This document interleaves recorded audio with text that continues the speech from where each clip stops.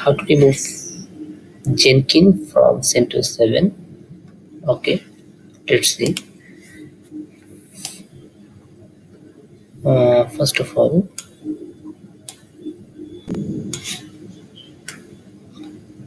command cat is OS release CentOS 7,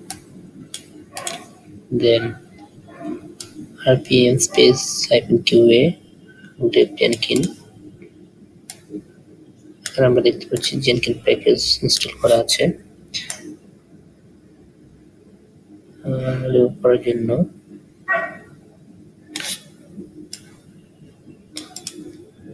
systemctl status Jenkins দেখতে পাচ্ছি। এখন এই কমান্ডটি আমরা প্রেস করবো, just sudo yum y remove Jenkins। Okay, removing successfully remove Jenkins। Then again rpm qa grep Jenkins successfully remove Jenkins from CentOS 7।